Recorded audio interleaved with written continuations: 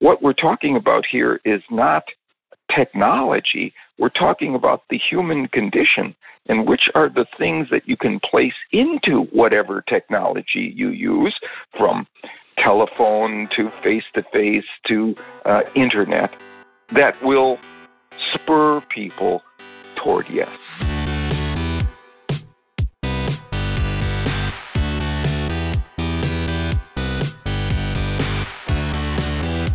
You're listening to The Successful Bookkeeper with your host, Michael Palmer. Listen each week as inspiring guests share their secrets of success to help you increase your confidence, work smarter, and build a business you love. This episode of The Successful Bookkeeper is brought to you by PureBookkeeping.com, the proven system to grow your bookkeeping business.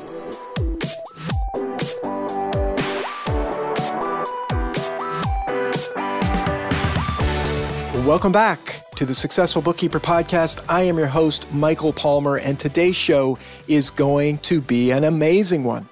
This is a very special episode because our guest has been teaching the art of influence and persuasion for decades through his books, trainings, and speaking engagements. He is the founder of Influence at Work and the author of the updated version of his New York Times best-selling book, Influence, The Psychology of Persuasion.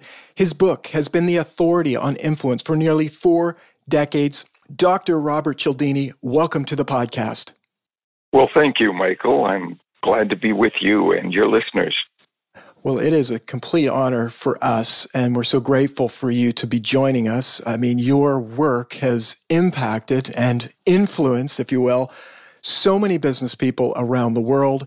And I would imagine that yet even so many don't even understand that the book is out there, or even understand when they're being influenced, or actually how to truly influence others. And so this is just going to be a real opportunity for all of us to really understand this and learn from you today. So before we get into all of that, Dr. Cialdini, please tell us about your career journey leading up to this point. Well, I'm a researcher. I had faculty appointments in psychology and marketing departments simultaneously because psychologists and marketers are interested in how the influence process works, and began doing my research on my college campus, and quickly realized that that was short-sighted, that to really understand how the influence process worked, there was a much grander experiment going on in the world of influence professions than I could ever generate in my laboratory. What do the people do whose livelihoods depend on being successful, on being able to move people in their direction? Are there any universal features that you can find in all of their successful strategies?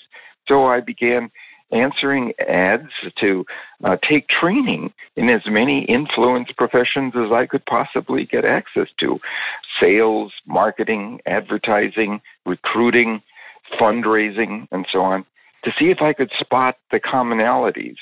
And what surprised me, after spending quite a bit of time incognito, by the way, this was with disguised identity, disguised intent. They didn't know that I was doing this for purposes of learning about the influence process. I found a very small footprint. There were hundreds, maybe thousands of tactics that people used, but I thought the great majority of them could be categorized in just a few fundamental psychological principles of influence. And so I wrote a book on it, 1 to a chapter, for each of these universally successful ways to get people to move in your direction. An absolutely remarkable career journey. I mean, going from academic study to then going out almost like an international spy to go undercover and understand all of these different things happening, and then to turn that into a book. When you wrote the book, did you know that it would be? I mean, it's been 4 decades now almost 4 decades since you wrote that book. You're coming out with another updated version, which I've looked at I've looked at the notes on what's new, and it's almost mind-boggling how much new angles and ideas and thoughts that you've put into this new version of this book, which is exciting for me to get that and read that, and I'm excited about it coming out. But did you have any understanding of how impactful this would be globally? Never. This book has sold more copies than I could have sensibly imagined, in more languages than I could have ever estimated. I have a colleague in Poland, a Polish professor, who said to me, Bob, your book Influence is so famous in Poland, my students think you're dead. Unbelievable. Which was a affirming yet sobering commentary. So I thought, it's time for me to update this because it's been around for a while. And so you're right that there's a lot of new material to be placed in it, especially how the new platforms, the electronic platforms for influence, have been adopted by people who use social media, people who use electronic digital communications and have websites and so on, and have to move people in their direction from those platforms. Well, do these principles work there too? I was thrilled to see a study that was done not too long ago, a couple of years. They looked at 6,200 digital marketing sites, websites, and looked at the factors that were most likely to move people from being a prospect to converting them to be a customer, a purchaser of services or products. And it turned out to be the principles of influence. It wasn't things, technological advances inside the website. It wasn't a free delivery of products or services. It was these 6 principles that I had talked about before there was an internet. So that tells me that what we're talking about here is not technology. We're talking about the human condition, and which are the things that you can place into whatever technology you use, from telephone to face-to-face to internet, that will spur people toward yes.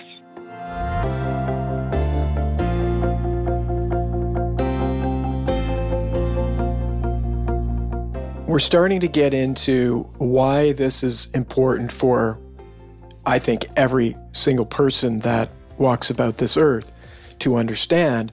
But help our listener, who is likely a bookkeeping business owner, understand why they would want to understand persuasion and influence. What we all have a set of merits that we can offer to our prospects, to our existing customers, about why they should move in our direction, why they should take our recommendations, why they should say yes to our requests of them for one thing or another. We all have a case to make. What persuasion does is tell us how to best make the case. Doesn't tell us what to put into our case. We know that. We know what's best and what's differentiating about what we can offer that our rivals can't, and why what we have to offer is beneficial. But we don't always know how best to deliver our case, to represent the merits of our case optimally. Sometimes all it requires is changing a word or the sequence in which we make our arguments about our case that makes all the difference psychologically. And it's one thing to do the work and understanding to have the power of persuasion, if you will, but as well, and this is one of the pieces in your book that I think for me solidified my respect for you as an academic as well as a business person, a good business person, is that it wasn't just about influencing others. it's about also understanding when you're being influenced and putting power into position there as well. Tell us a little bit about that and how that came to be a part of your work.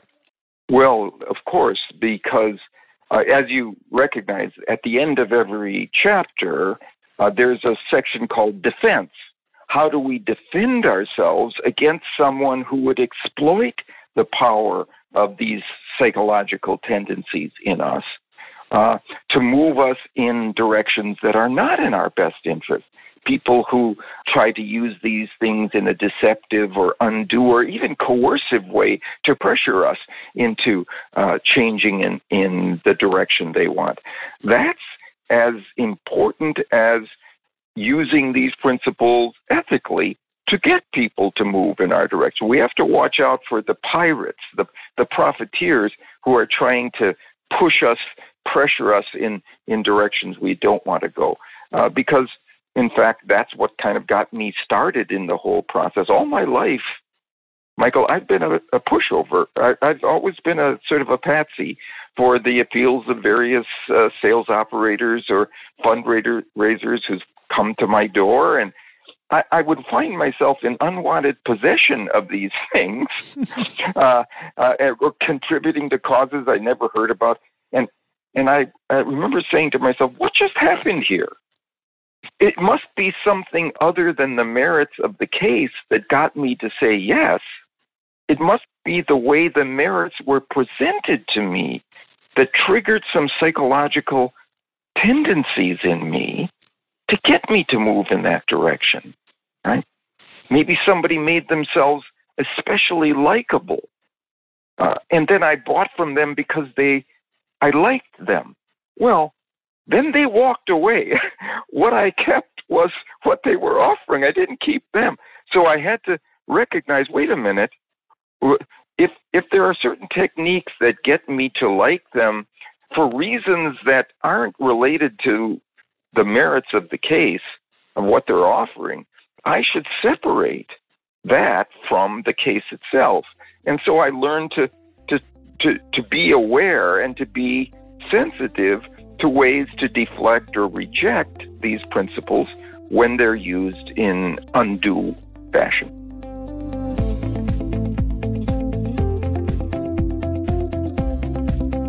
It's so amazing. In fact, you mentioned the human condition, and really a big part of your career has been about studying yourself, and also really everyone.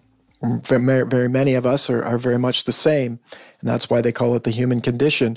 So interesting to me, and I think it's interesting from the perspective as well that our listener is being influenced all the time, everywhere they go. It's not just, people will think, oh, gee, my website, that's where I've got to focus on persuasion and influence, and what am I doing there? And you mentioned that, and how remarkable of your point of, studying 2,000, and really it's come down to the 6 principles that you wrote in your book, which is a testament to the research, the study, the deep thinking that you've done on this subject, which you kind of nailed it. I mean, I don't know that I've ever read anything about influence or psychology and marketing where you have not been referenced in my career since, like 30 years of study in business. And it's just been remarkable. Getting back to what I was going to say is that it's happening when you meet someone. It happens when you send someone an email. It happens when you are at the grocery store. It's happening all the time. And it's almost like, I would imagine many that are just sort of, listening to this for the first time going, oh my goodness, I had no idea that it was so everywhere. Yeah. I mean, a great example of what you just said is where it's happening everywhere is we all have our websites. We all have an online presence these days. I mean, the great majority of us.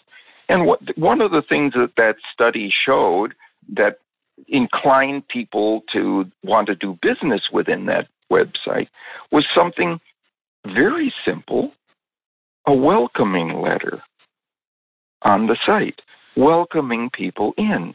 It increased liking for the web the initiator of the website and the products and services of that person. It's something as simple as that. They showed that significantly increase the likelihood of a conversion from a prospect to a customer. Right? So it's everywhere. Where the opportunities are everywhere. They're not outside of what we know about how we work. Of course, we want to say yes to the people we like. And one small thing we don't know is to put a welcoming letter on our website. That's what the book is really about. It's about the ways to harness the principles of influence that we haven't really recognized or thought through. And this book gives us a lot of those small things we can do that lead to yes. Well, I will say, just in my own experience of reading the book from previous versions and other works that you've done, because you have many books for a listener. There's a lot that you can get, and short and long, and all sorts of wonderful books that you've produced. But it's like in the book, if you read it once, you're going to get a couple of nuggets that literally actionable into your business. And they say that, an inch off your nose, in nautical terms, if an inch off your nose is a mile on the horizon. So big impacts, right? Direction. So just like you said, the welcoming letter on your website, it's a little tiny thing that causes this massive outcome down the track. Well, your book has like a mile in it of knowledge off the nose, which is going to be, just remarkable amounts. And it's not like someone would read this book and do a million things. It would just do one thing, and it will make a massive difference, not just on your website, but when you greet people, when you are with people, when you how you set up your business, all sorts of different things that you can be thinking about to powerfully present who you are and have people choose you, which is exciting. Right. I would love to talk a little bit about some of these principles. I would imagine this is fresh knowledge for many of our listeners, which is exciting for them. But I'd love to hear if you could go over the 6 principles. That would be fantastic. That makes eminent sense, I think. Let's start with a principle that exists in every human culture, the principle of reciprocation, that says people want to give back to those who have first given to us. Right? So, for example, there was a study done in McDonald's restaurants where they gave the children of families who came in a balloon, right? Either they gave the balloon to the kids as they were leaving, or they gave them to the kids as they arrived. Those families whose kids got a balloon as they arrived bought 20% more food. Wow. Because they had received. And there is a sense of obligation and also gratefulness to those who give to us.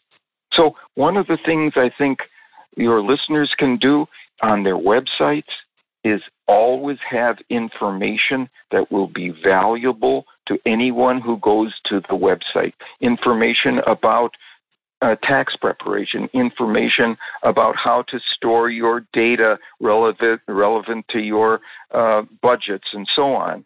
The top 3 hints that you can give, or the top 3 things you have to avoid, the mistakes you should avoid. And this isn't about your service. It's about the idea of doing things correctly within the bookkeeping universe, right? People will then be informed. Not only will they feel grateful to you for giving them something first, that's the key. Just like in that McDonald's thing, you have to go first. Right? They will not only feel grateful to you about it, it will engage another of the principle of authority, that says people want to follow the recommendations of the lead of legitimately constituted experts. If you've given them that kind of information, the top 3 things you should do, the top 3 mistakes you should look out for, you've become an expert. You've become an authority on the matter in their eyes. And if you do that up front, you have both of those major principles of influence working in your direction before you even begin to make your case.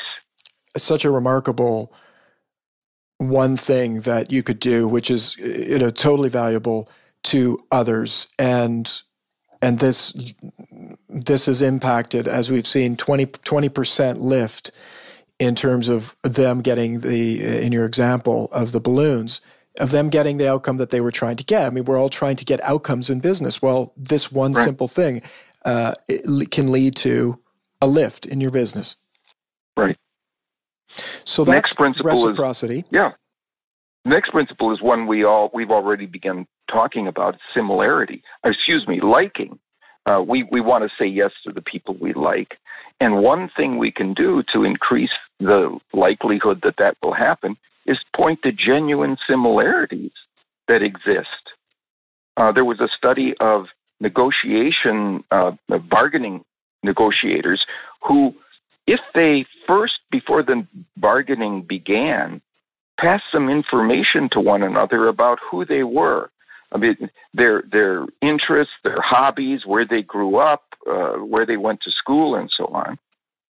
If they did that, they reduced the likelihood of a stymied negotiation where people would just walk away without doing business with one another. They would not have a final negotiated settlement. Right? And what the researchers found it was that it wasn't the amount of information that they sent back and forth. It wasn't that they humanized themselves or personalized themselves with this information about where they went to school and so on. It was the number of commonalities that were revealed in that information. Oh, really? You're a runner? I'm a runner. Or really? You're an only child? I'm an only child. You have twins? I have twins, right? It was those kinds of commonalities, those parallels that caused people then to give one another grace in the negotiation. Well, we now have the internet that allows us, before we ever interact with somebody, to look that person up and see what that person has told us about themselves. This isn't proprietary information. They put it on LinkedIn and Facebook and so on. If we find something there, again, not something that we are deceptive about and claim a commonality that doesn't exist, if we say, you know what, we have something in common, and bring it to the surface, suddenly there's a bond. And inside that genuine liking relationship, now people want to do business with one another, because not only does that cause that individual to like you more, it causes you to like them more. You're as human as they are. You will be positively affected by noting a similarity, something in common with this person. And now you have two people who like each other. There's no better business context than that.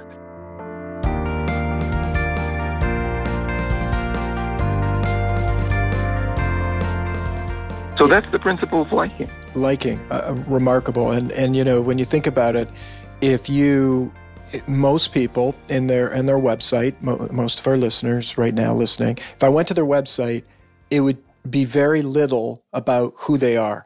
You know, even I constantly talk about, get a picture, an accurate picture of yourself with you smiling on your website so people can see you, so that if they do end up meeting you, it's going to be congruent. Now, I'm probably taking some stuff out of your future principles here, but I won't go on with that. The point is that, if you have things about who you are and you help people understand who you are, what you like, these little things about your life, and share personal things, that then people, they're going to know who you are. And they're like you say, they're going to be people you like. It's yes. And they're going to hit on some things that that's like them too.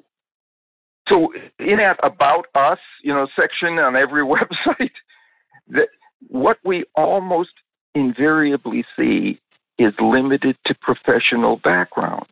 No. Tell them about where you grew up. Tell them about your favorite this or your favorite television program, or how many kids you have, what their ages are, and tell them about you, because they will find some things there that connect to their lives. And that will be the key. So the similarities.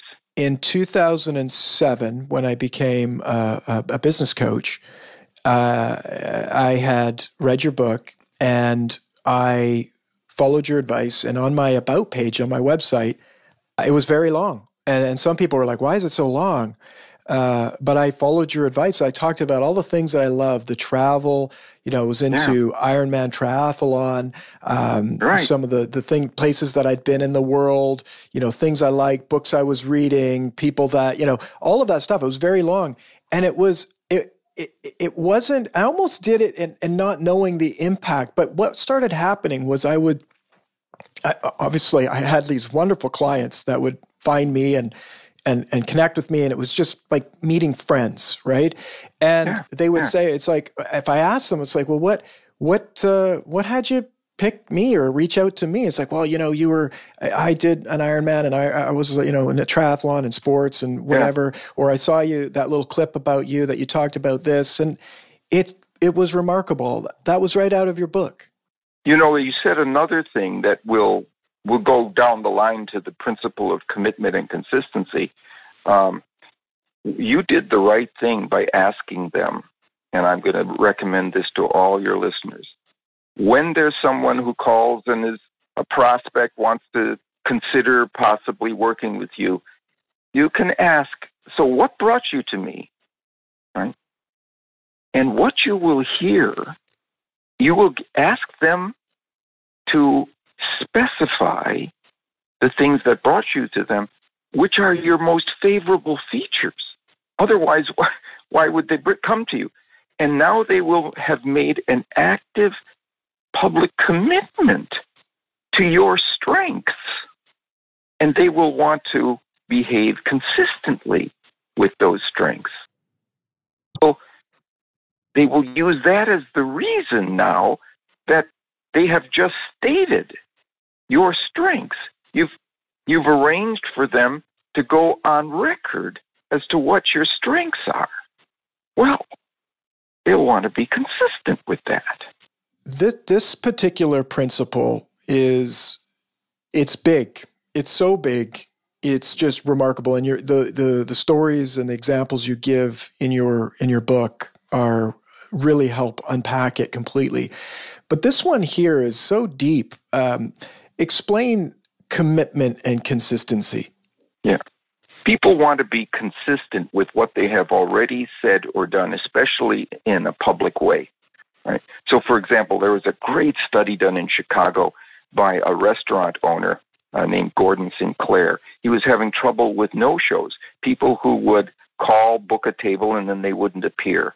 Well, Gordon was a student of the influence process, and he asked his receptionist to change one thing in what she said to people when they would book a table. Instead of saying, thank you for calling Gordon's, please call if you have to change or cancel your reservation.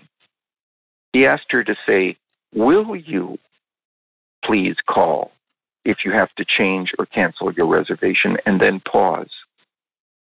And what people put in that moment was to say, of course, sure, glad to, I'll be glad to do that. Right? He got a 67% reduction in no-shows because he got people to make a public commitment to this action. In the same way, I'm suggesting that you can ask them to make a public commitment to your strengths by asking them, well, what brought you to me, right? So if you're ever in a meeting where you have people who you need to do something by the time there's a next meeting, don't let them out of that room until you say, will you be able to do this by our next meeting? And if they say, yes, I will, you have now significantly increased the likelihood that they will.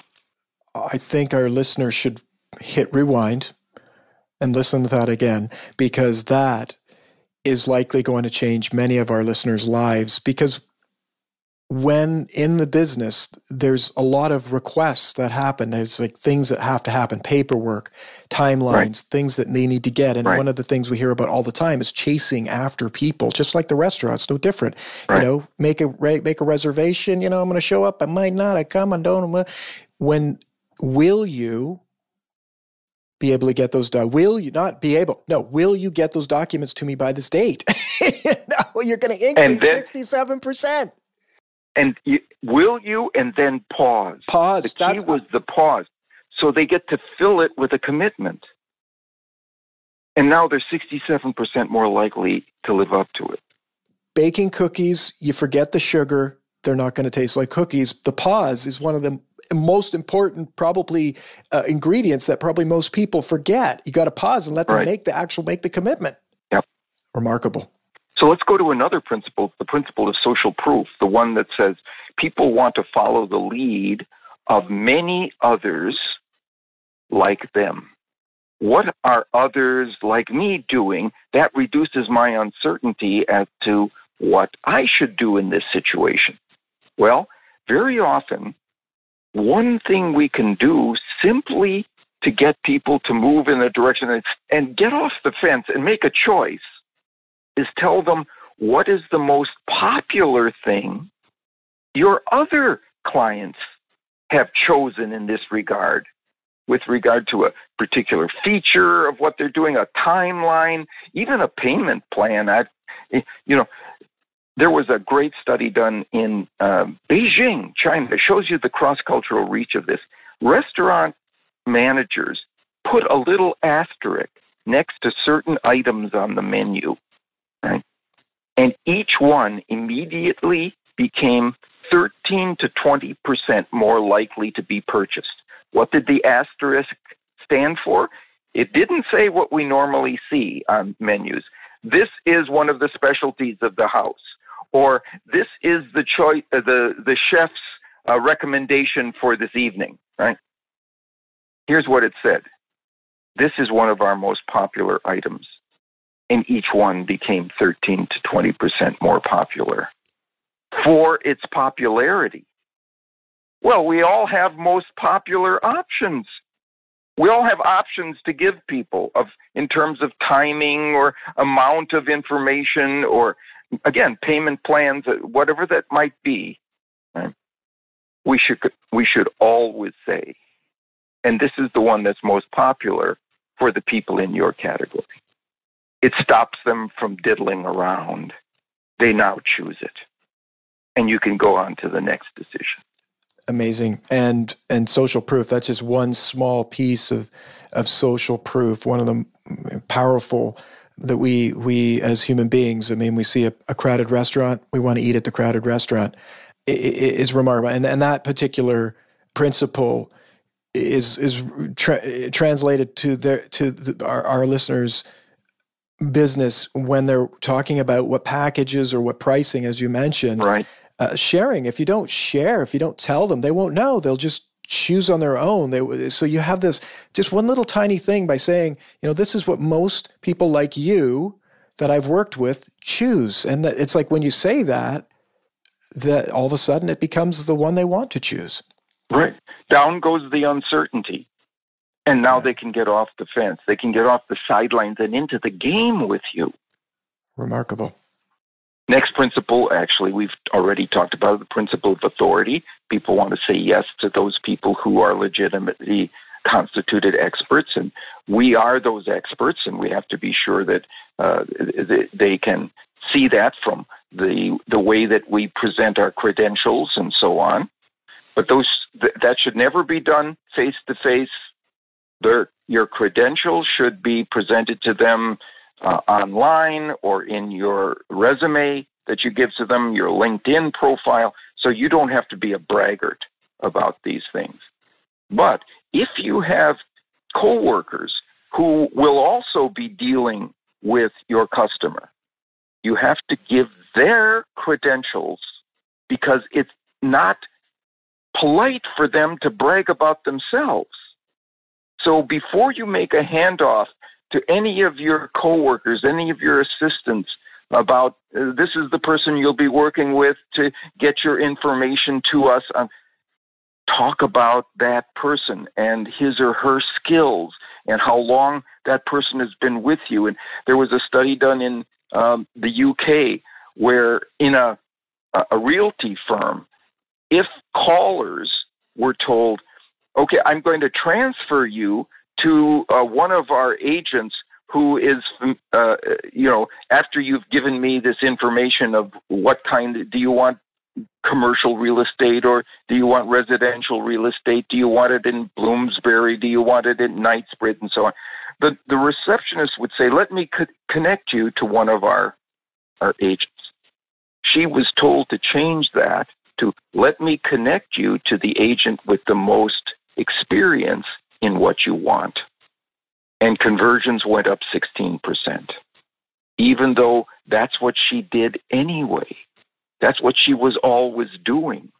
She just never credentialized the person properly, who the prospect was now going to be dealing with. As soon as that happened, again, honestly, ethically, now you get 16% more conversions.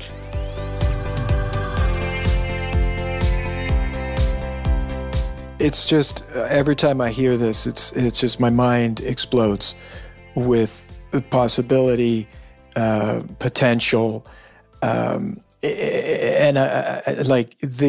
there's a missed opportunity that I hear about so often in this industry where they say, you'll be working with my junior bookkeeper. Right. Missed opportunity. I mean, if you think about it, it's like, oh, it's like, you get to eat you get to eat by the kitchen doors, right? Right. Just language, so powerful. What we say, what comes out of our mouths create the world. And we could say things, you're going to work with this person right. These are all the qualities of this person and why it's going to be an amazing experience. Just that little tiny thing changes their experience. They will be happy paying full rate for your junior bookkeeper, but never say that again, please. No, you credentialize that person. You describe all of the strengths of that person so he or she doesn't have to do it in some boastful way in order to get the legitimate credit that's warranted. You do it. Yeah. So next principle is the principle of commitment and consistency. We've already talked about that one. So let's move on to the principle of scarcity, which is the last one, which is that people want more of those things they can have less of. If you have limited time and limited availability for bringing on new clients within a particular stretch of time, you have to tell people that. You have to tell. It will make them want you like crazy. Secondly, that's a gift. Thank you, everybody. That is, and that's our audience. But you got to tell people. That's the whole point of this. It's just another breath. You were making this point with regard to the last principle we were talking about. It's just what you have to say. You just have to reveal it. You have to point to the truth. And then nobody is being deceived. They're being informed into assent with you. But in this case of scarcity, the other thing is, suppose you have a startup and you've got plenty of time, opportunities. You're just starting out, or you're branching out to a new business, and okay, there's plenty of opportunities for people to get your services. You can't use scarcity of number of opportunities, but you know what you can use? Scarcity of what you offer that your competitors don't. What can you provide? And it often isn't any one thing, but some combination, some suite of benefits that you can offer them that they can't get elsewhere. Now, the scarcity principle will make them want you, because people want those things more that they can have less of.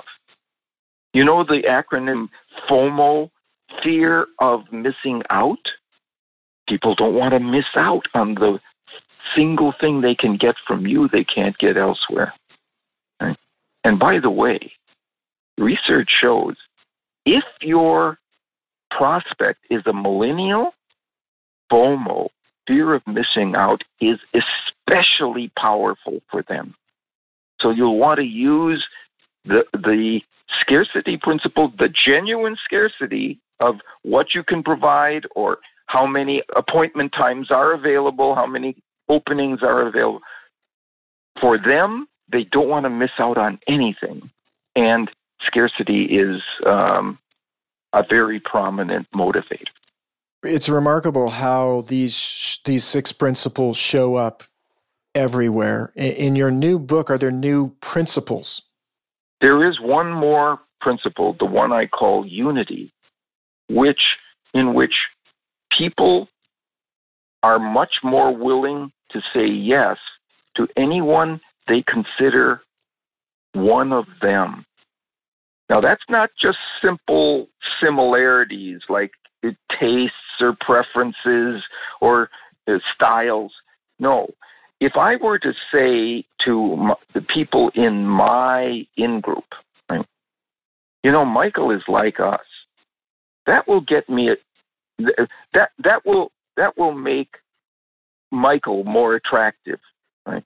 But if I were to say Michael is one of us, Michael is of us, now all the barriers to influence come down.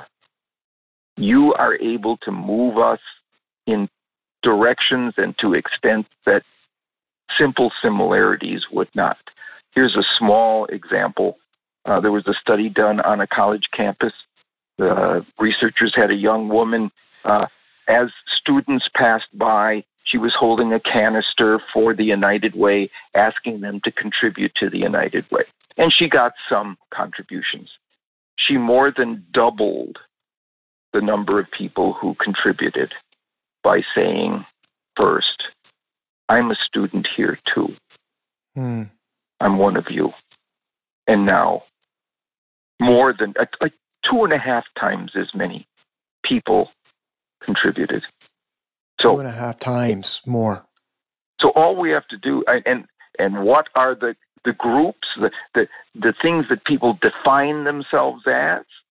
They're things like location, where you were from, where you were born, where the power of place is very strong. But also things like political affiliations or those kinds of things that people use to define themselves. If those are in common, people say yes. It's remarkable. So many remarkable concepts. Your book, I mentioned it earlier, but I was looking at some of the updates in the book. You talk about e-boxes. There's now chapter summaries in the book, and there's just a long list. It's like maybe the longest list I've ever seen of an updated book of new studies, research, supporting modern day supporting content and really science-based research that goes into everything, the 6th principle, now the 7th principle that goes into this. There's sales, there's marketing, there's customer service, there's your product, there's the pillars of business. These 6 principles, now 7 principles, are the linchpin of understanding deeper why people do what they do in all those areas of your business. For our listener, this is a book. I've said it before. There's lots of great books out there that can help you in your business. This is a book that is going to touch all areas of your business. And it's not it's like you've listened to this podcast, you've got things you've already won. You've got some great things you can now change in your business and the way you do things that are going to make a massive difference. We're talking 2x, 67%, 20%, which is remarkable. But this is, I ask you to take this concept and put it into your life and study it. That's the real opportunities to really understand these principles, know when they're working on you, when you're being influenced, but also how to better influence others, get the clients you love, build your business with these principles. This book has been on my desk for more than a decade. It is tagged up. I studied. I've read, as I've already mentioned, many books from Dr. Cialdini. And so one of the things I want to do, because I believe in this so much, is if you get a copy of this book and send me an email to Michael at thesuccessfulbookkeeper.com, I will send you a free copy of my book, The Successful Bookkeeper. So you may already have that book, but if you don't, and you buy this book, you send me the receipt or just, the Amazon screen print or something. Send me some proof that you bought this book from Dr. Cialdini as a thank you to The Successful Bookkeeper and a thank you to Dr. Cialdini. I'm going to send you one of my books. Now, what have I done? I've used the principles. Yeah, no, that's masterful. And ethically as well, because it's going to make a real difference right from my heart. I know it'll make a difference for them, so it's in their best interests, I guess, from my perspective, and also a great opportunity. Dr. Cialdini, I mean, I'm going to chain you to a chair. We're going to talk forever. I know you have a life to get back to. I'm sure you've got many other interviews to do. I just want to thank you for your incredible generosity of being on this show, sharing with our listener today your expertise, your deep, deep, deep expertise, and so tangible expertise to take into business for all of us. Thank you so much. Well, I have to say that I enjoyed it, Michael. So glad that we had the chance to spend time. Thank you. And where is going to be the best place to get this book and get our listener buying it?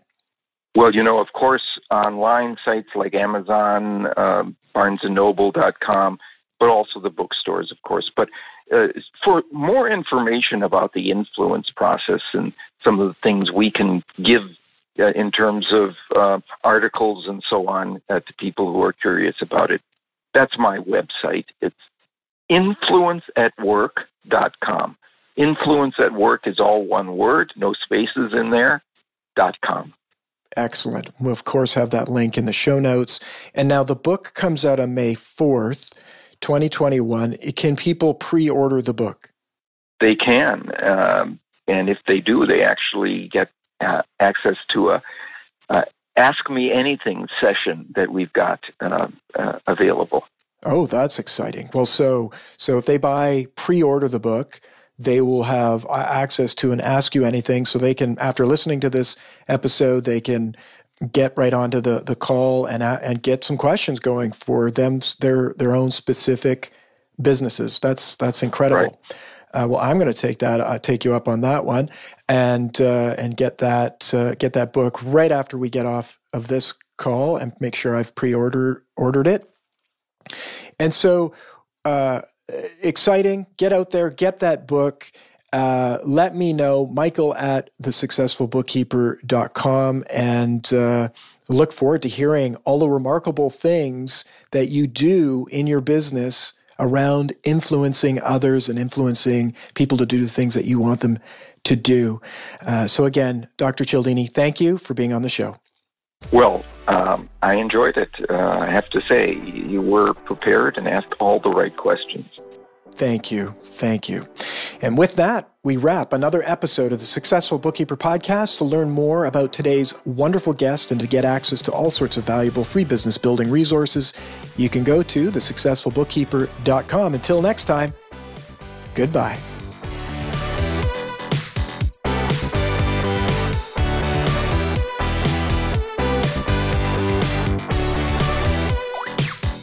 You've been listening to The Successful Bookkeeper with Michael Palmer. For more information and to download the resources mentioned in this episode, please visit us at thesuccessfulbookkeeper.com. Thank you for listening.